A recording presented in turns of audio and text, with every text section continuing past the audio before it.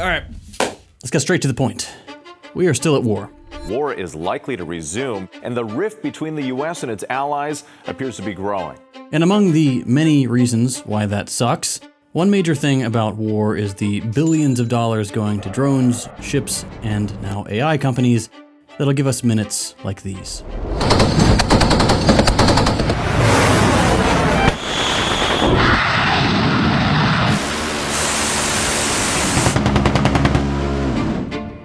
We are going to pay a hell of a lot every single day for the next, who knows, both economically and with real human lives.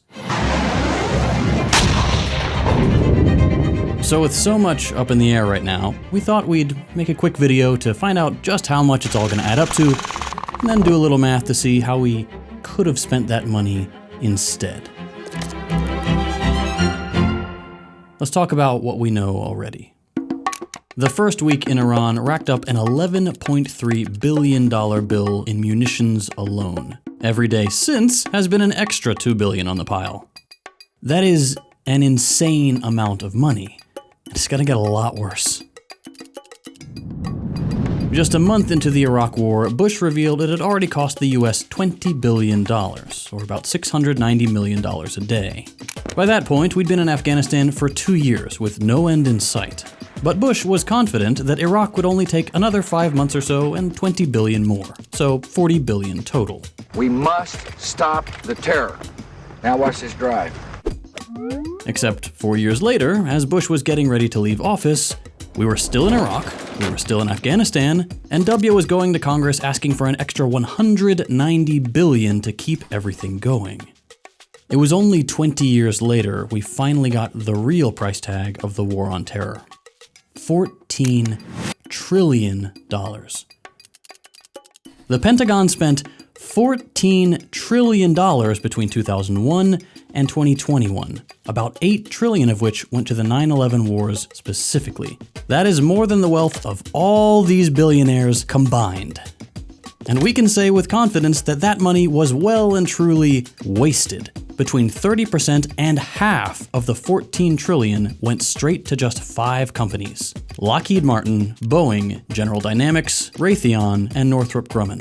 The rest was spent mostly on things like taking care of veterans, poorly for what it's worth, and paying back the war debt with interest, which has already added a full $1 trillion to the bill. And for what? The Taliban went from being in charge to still being in charge.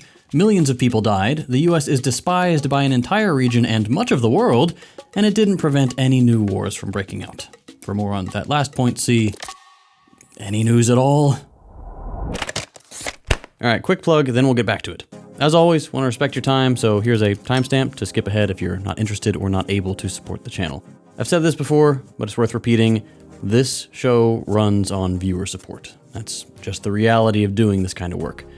There aren't a lot of companies lining up to fund openly socialist content, and even when they do, that's not something I want to depend on long term, because at the end of the day, if your funding comes from corporations, there's always going to be pressure there. And sometimes it's subtle, sometimes it's really not, but it's never on your terms. So the alternative is pretty straightforward.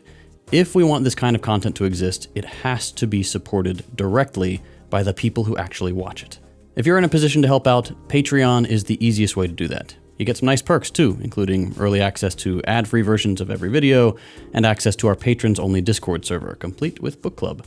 And then there's Means TV, which I've been really working hard to help build these last couple of years. Means is a worker-owned streaming platform. That means no ads, no corporate oversight, just normal people trying to build something that actually reflects the politics we talk about here. I've been posting some extra stuff there already, including like 15 minutes of extra content for every single video, and we have some bigger projects on the way too. Now, no pressure, obviously. Watching and sharing the videos helps a lot on its own, but if you do want to go a step further and help make sure that Second Thought stays afloat, these are the best ways to do it. For those of you who are already supporting us financially, and those who are on the fence, thank you so much. It really does mean the world to us. All right, that's it. Back to the video. So okay, let's imagine that we could learn from history and not throw another 14 extra big ones down the drain. How would we spend that money? Because we do have money problems. These days, about a third of us are skipping meals to afford healthcare. So let's start there. What would it cost to just fix that?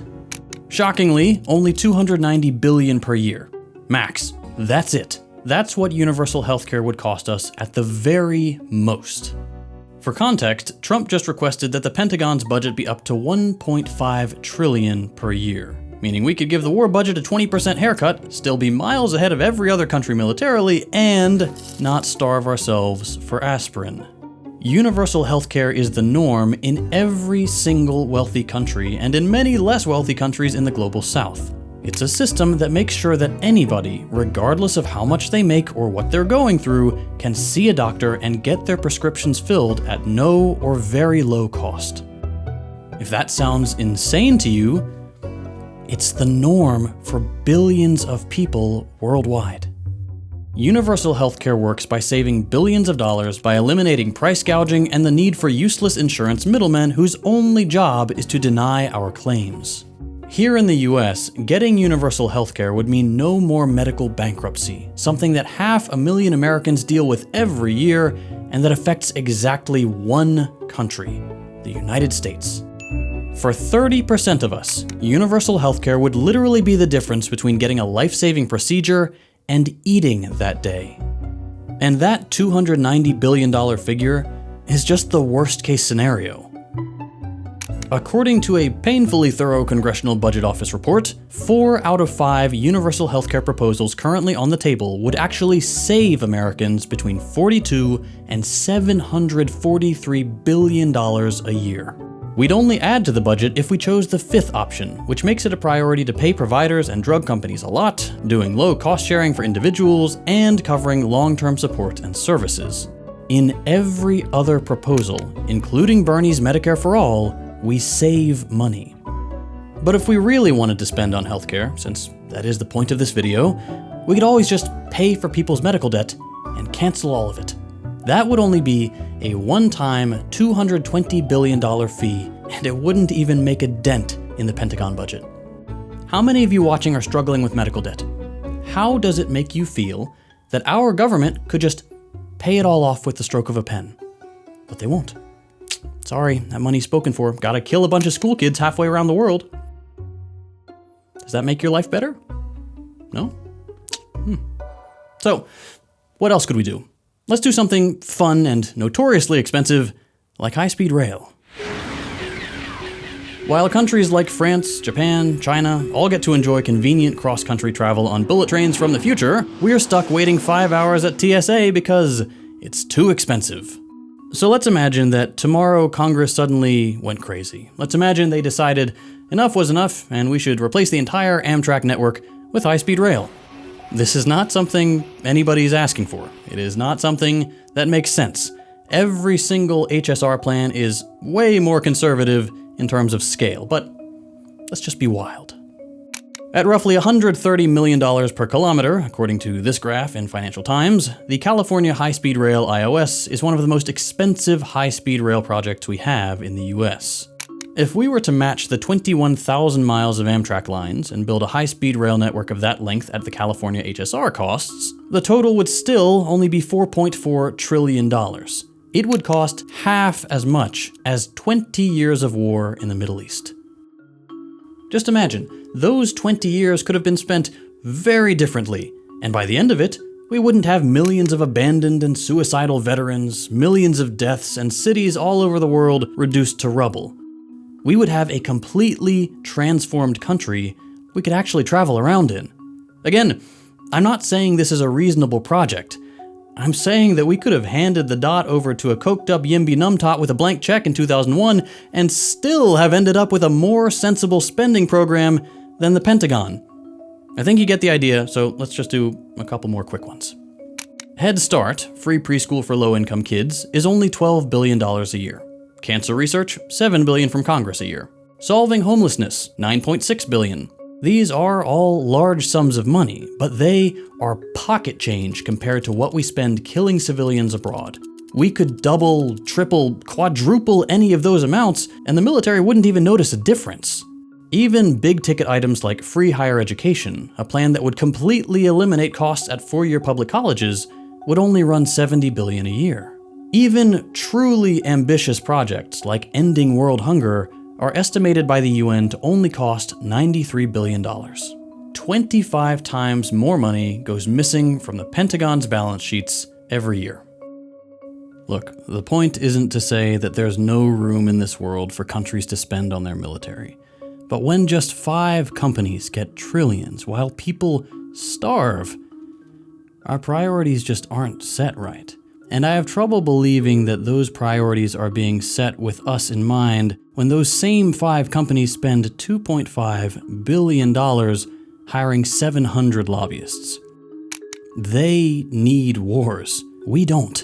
We need good jobs, healthcare, education, housing, clean air, public transportation, all things that can be tackled given an appropriate budget. But no budget like that is ever gonna be written so long as we put war criminals in charge. It's time for the gloves to come off, friends. I'm gonna speak to you as plainly as I can here. My fellow Americans. Look, I don't know where you fall on the political spectrum. We may disagree on just about everything.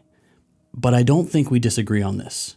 Everyone, every doctor and waitress, every hairdresser and soldier, every musician and manager, they all know things are getting worse. We feel it every day. We feel it in the potholes on our daily commute, in our rent and mortgage payments at the end of each month. We feel it in the medical bills no other country has to pay. We feel it in the disregard for our homeless, our elderly, our children. Every aspect of our lives is getting worse. And for what? For what? So the people in power can stay in power? So lobbyists can get jobs in government and politicians can get jobs as lobbyists in an endless cycle of screwing the little guy who exists in a completely different world and has to play by an entirely different set of rules? I don't know about you, but none of my friends and coworkers are on Epstein's list. A whole lot of the people in charge are. There is no reason that we should put up with this country becoming a complete hellhole for 99.9% of us for the sake of, let's be honest here, geriatric bureaucrats, billionaire psychopaths, and unaccountable, alleged pedophiles. There is no reason we should allow these freaks to kill our fellow human beings all over the planet for the sake of their wallets. The people they're killing have done nothing to deserve their murder. And even if they were bad people, what gives a country halfway around the world the right to violate their airspace, invade their country, and kill their men, women, and children indiscriminately? So, let's be selfish and say, hey, that's our money you're using to kill those people. Spend it on us instead. Are there more principled arguments to make?